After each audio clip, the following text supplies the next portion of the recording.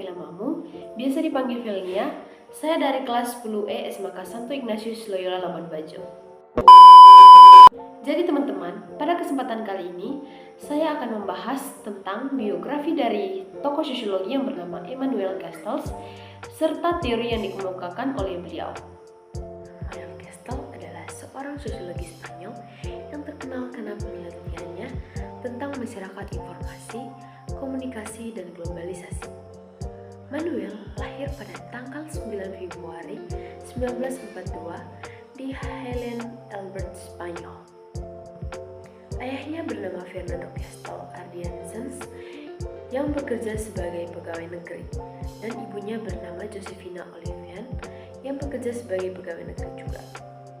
Manuel memiliki perjalanan hidup yang menarik dengan pengalaman akademis dan aktivisme. Masa kecil dan remaja, Manuel sering berpindah-pindah tempat karena pekerjaan dari sang ayah. Ia menempuh pendidikan menengah di Barcelona dan menyelesaikan pendidikannya 2 tahun lebih awal di sana. Setelah Manuel berusia 18 tahun, ia bergabung di gerakan anti-Franco dan menjadi aktivis politik. Ia melarikan diri ke Prancis setelah berpartisipasi dalam Pemoga pada tahun 1962. Kemudian ia menyelesaikan gelar doktor. Setelah itu, Manuel mengajar di beberapa universitas di Paris, termasuk Paris University Nanterre. Dan Manuel Castells pernah menjadi profesor di University of California selama 24 tahun. Jadi guys, Manuel Castells juga pernah menulis buku tentang masyarakat informasi, komunikasi, dan globalisasi, dan dikreditkan sebagai sosiologi paling berpengaruh di dunia. Manuel Castells diketahui telah menikah dengan sang pujaan hatinya yang bernama Emma Kisilova. Jadi guys, dari pernikahan Manuel dan Emma, mereka dikaruniai 2 seorang putri cantik yang bernama Nuria Castells dan Irene Castells. Manuel diketahui memiliki kehidupan pribadi yang cukup sibuk dengan karir akademisnya yang cukup luas, serta keterlibatannya dalam dunia politik dan jabatannya sebagai profesor university di Prancis. Oke guys, selanjutnya kita akan membahas tentang teori yang dikemukakan oleh Manuel Castells. Jadi guys, sebelum memasuki pembahasan tentang teori pertama yang dikemukakan oleh Manuel, sebelumnya Manuel pernah mengatakan bahwa perkembangan teknologi, informasi dan komunikasi atau singkatnya TIK telah mengubah masyarakat ke dalam bentuk masyarakat jaringan, di mana masyarakat jaringan adalah masyarakat yang struktur sosialnya didasarkan pada jaringan yang didukung oleh TIK. Oke guys, tanpa lama-lama kita langsung ke pembahasannya. Jadi guys, teori yang pertama kali dikemukakan oleh Manuel Castells adalah teori masyarakat jaringan, di mana ia berpendapat bahwa jaringan adalah struktur sosial yang tidak memiliki pusat, melainkan setiap simbolnya meningkatkan pengaruh dengan menyerap dan memproses interaksi. Jaringan juga memungkinkan aktivitas global secara real time. Jaringan juga dapat mengubur batas-batas sehingga memungkinkan untuk bekerja di dalam sebuah perusahaan antara unit dalam perusahaan atau jaringan dapat mengkonfigurasi ulang diri sendiri di dalam sebuah tautan lingkungan yang telah berubah. Jaringan lebih tahan terhadap serangan dan kerentanan pada node individu.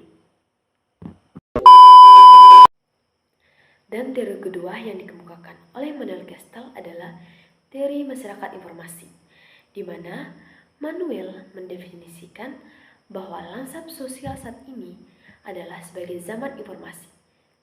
Mengapa beliau mengatakan sebagai zaman informasi? Karena beliau berpendapat bahwa semua ini disebabkan karena adanya revolusi teknologi, informasi, dan komunikasi, atau sering disebut sebagai TIK. Manuel sebagai sarjana terbuka dalam bidang globalisasi masyarakat jaringan dan studi internet. Manuel mengkaji peran perkembangan teknologi informasi dan perkembangan jaringan perusahaan serta interaksi dalam sebuah lingkungan masyarakat. Jadi, teori ketiga yang dikemukakan oleh Manuel Gestel adalah teori identitas, di mana Manuel melihat bahwa identitas dibangun atau dilahirkan dari sejarah, letak sebuah geografis, biologi, agama, memori kolektif, dan personal fantastis. Jadi, Manuel Gestel berasumsi bahwa yang membangun identitas kolektif sangat ditentukan isi simbol identitas tersebut dan dinilai yang mereka bawa. Misalnya kayak masyarakat yang membawa nilai-nilai yang terkandung dalam sejarah atau letak geografis masing-masing wilayah mereka dan disatukan dalam sebuah identitas. Jadi, teori keempat yang dikemukakan oleh Manuel Gestel adalah teori organisasi. Jadi, teori organisasi ini dikemukakan oleh Manuel Gestel berpusat pada konsep masyarakat jaringan dan informalisme. Jadi, masyarakat jaringan ini menekankan peran jaringan sebagai struktur utama dalam masyarakat modern.